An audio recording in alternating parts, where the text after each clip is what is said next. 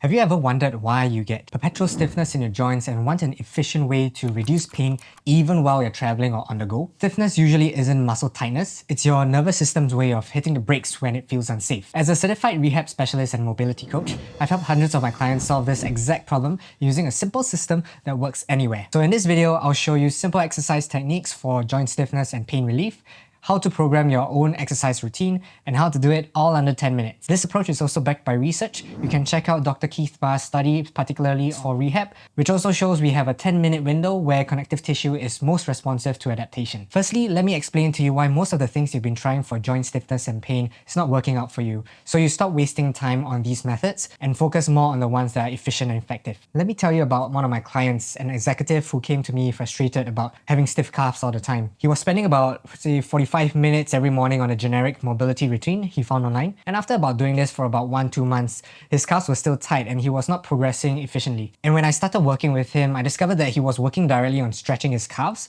when his real problem actually came from the hips. So once we identified his specific weakness and targeted it with the right approach, his routine dropped to about 10 to 15 minutes a day and he improved within 3 weeks. This is not to say that everyone should do the same routine as he should, because everybody's lifestyle is different activities, different kind of jobs, so on and so forth. But what I'm trying to get here is that it's important to be as specific as possible when programming your routine. Think of your skills and abilities like in a leaking bucket where you're trying to maintain the water level, but it just keeps leaking out. So instead of trying to pour more water faster, like working out harder, you need to identify and patch the biggest holes that are making a bucket leak. So these will be your most critical weaknesses. A bucket with multiple small leaks might still hold some water, but a bucket with one massive hole at the bottom will never fill up no matter how fast you pour water in. So fix the biggest leak first and you immediately see the dramatic improvement in how much water or progress you can retain. This targeted approach saves time because you're not just working harder, you're working on what matters most to stop the leaking before trying to fill the bucket. So the question is, how do you figure out what you specifically need to work on? Let me show you the assessment process. The first step will be to define your goals and ask yourself, what activities like sports or lifestyle movements are you struggling with? Can it be things to do with like reaching overhead or getting out of bed and feeling stiff in certain areas or playing a certain sport? The second step would be to identify which are the positions or the movements that are triggering the pain or the stiffness and notice exactly where it feels restricted or weak. That's your starting point there, because once we perform the exercises, we want to start applying load to those areas, because what we'll be aiming to achieve later is to be applying load to those specific areas that are causing the pain, which I'll explain more later. And the third step is to create a time block for yourself. Pick out a consistent time which you can do daily, like say for example a morning routine, a lunch break, or even while waiting for transport like the bus or the train. The key is making it easy for you to create this habit so you can't say no. Here are some demonstrations while I was on holiday, fitting in a session before heading out, with limited equipment and just being creative with what I have around me. Now that you know what to target, here's the game-changing approach that makes traditional stretching look like child's play. What if I told you that the secret to fixing stiffness and reducing joint pain isn't stretching, but actually making your connective tissues like your tendons and ligaments stronger? And one of the reasons why I say this is because your nervous system is the one that is limiting your range of motion in order to protect you in the ranges that you can't control so you don't injure yourself. We need to build trust by improving the strength and control in those ranges that you can't control, i.e. your passive flexibility, which is why whenever we're doing the stretching passively,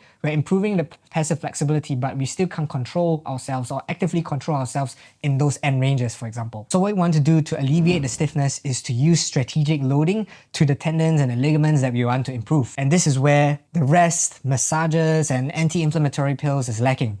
They don't build stronger connective tissues surrounding your joints. So if you want stronger tendons and ligaments, you need to apply the load to the targeted areas. But do take note that I'm not saying that rest, massage, or anti-inflammatory pills are bad for you. I'm just saying that there's a time and a place for all these other treatments. For example, if you need immediate pain relief, then of course you can start to look towards them. However, if you want a long-term solution and reduce the reoccurrence of injuries, then you need to build stronger tendons by applying the load to the targeted tissues as soon as possible. And why I say as soon as possible is because the tendon can degenerate from prolonged rest periods. The longer you rest equates to longer time to recover. There are even studies that show that post-operation or surgery, once a patient starts to apply load, even if it's the slightest or minimal amount, you can start to see that the recovery times are shorter than those that start the recovery process later. If I were to sprain my ankle, the first thing I do won't be to rest it or to ice it, it will actually be to mobilize it. I'll look to perform positional isometrics at very gentle levels so that I can squeeze the inflammatory fluids out of the connective tissues that is making it swollen. Mobility and load maximizes the healing process,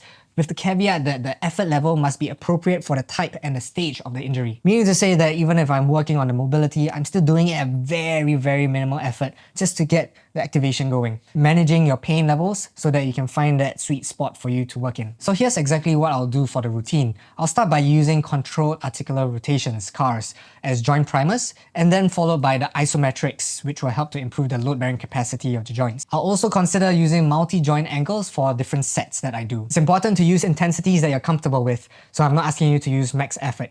And why we choose isometric exercises is so that we can prioritize the cellular focus to connective tissue adaptation rather than the muscular system. When performing the isometrics, it's fundamental for you to find the activation of the key muscle groups so that we can overcome the neuromuscular barrier that's causing a stiffness or joint pain by improving the control and function. So by doing the isometrics this way, you can look to have an analgesic effect, which is a natural pain relief. It's also less fatiguing on your system, hence you can practice this daily, and at the same time it can help to lower the risk of injury or re-injury again. And as you start to get better, you can use isometrics for other areas, for example explosiveness or even your peak force, the maximum force that you can generate. But that will be for another video, as this one will be mainly for pain relief. One question that often pops up is, how do I maintain this routine while I'm traveling or constantly on the go? So the first thing will be to identify your goal, as mentioned, and what do you want to fix or improve. So is it your shoulders, your hips, your knees, etc.? And the second thing will be to focus on the weak spots and spend about 10 minutes working on the area that needs the most love. For sets and reps, you can do 4 sets of 30 seconds with 2-minute rest intervals. Right? So if you want to be efficient, if like say I'm working on a shoulder, I can work on external rotations 30 seconds, internal rotation 30 seconds. So this is one way that you can proficiently plan your routine. You can look to do the other joints, like say if I want to work on my hips, I can work the hips after I finish the 10 minutes on the shoulders, or I can spread it out to, like say, morning routine, I do shoulders, my lunch break, I can do hips. In the evening, I can do another round for a different set of joints. And if you have time and you want to improve even faster, you can also look to work on the same joint 2 times within the day. But just make sure that you have a break of about 6 to 8 hours in between, right? So if I'm working on the shoulders, I can do it in the morning, and then 6 to 8 hours later, I can work on it again. Because as I mentioned earlier, this is very low intensity, so it won't be very taxing on your body. And step 3 would be to make it easy or convenient for yourself to perform the routine. So I will carry my training essentials kit with me everywhere I go. So that would be consisting of my resistance bands, my stretch straps, and any other kind of tools that I may be using for my routine. If you can, bring it around with you. I'll hook my bands up somewhere, then I can perform all the exercises. So think about all the positionings and what tools allow you to train those positions in isometrics, and bring those ideas across to wherever you travel, because at the end of the day, it's knowing how to activate the muscles. You can also start to create the habit and do your routines while waiting for certain things, as mentioned, like waiting for coffee, waiting for transport, or as part of your morning routine. So it starts to incorporate as part of your habit, and it will be easier for you to implement it. At first, it might take a little bit longer for you to perform the isometrics because you have to think about the positions, think about whether you're activating the right muscles. But as you practice, it'll get easier. I promise you that. Especially if you're doing it daily, it'll become muscle memory, and then you'll get faster. And just like with any skill that you start learning, it'll start to get better. So once you've mastered the basics, like especially learning how to activate the specific muscle groups, then you can start to stack the movements or the joints that you're working together. Like say, for example, you're working on wall sit, and then you can start to work on external rotation of your shoulder as well, and challenge your balance at the same time, or even coordination to save even more time. There are all these different layers for you to implement as you get better. As with anything, building a strong foundation is important. Sometimes it might be a bit boring, but once you start to get better, then it'll get more exciting as well. But even for me, as I started isometrics and started to get the hang of isometrics, it just became a muscle memory for me, and it doesn't feel like a chore to do anymore, because I've actually grown to enjoy it. And just like if I were to do yoga, I apply these kind of concepts to yoga, and it starts to help with my mental states as well, and helping to be more mindful of my movements, and also incorporating it together with breathwork, so on and so forth. So I don't take this as something like a chore to do, but more of like a mindfulness practice, if you will. So remember, quality beats quantity. So start simple, keep it safe, and only add complexity when you're ready for it. And some safety precautions as well when you're traveling. A lot of my clients, once they land, they start doing workouts. So intense physical activity further stresses the body and can be dangerous when you are dehydrated or your circulatory and nervous system are already compromised. Post-flight, I'll rather you focus on fundamental movement modalities, so that can be like walking, even perform the controlled articular rotations. Some light active stretching will be good as well. And also consider doing deep diaphragmatic breathing to boost the biological balance again. These targeted techniques help your body to recover and begin your circadian clock calibration. With regards to massage, it's generally not recommended to immediately receive the massage after flights because of blood clot concerns. However, massage can still be beneficial for jet lag symptoms like stiffness, swelling, and muscle tension. But it's always good to check in with your doctor before booking that massage if you're unsure. So I will always recommend that after a flight, treat your body with care. So recharge first and then ramp up slowly.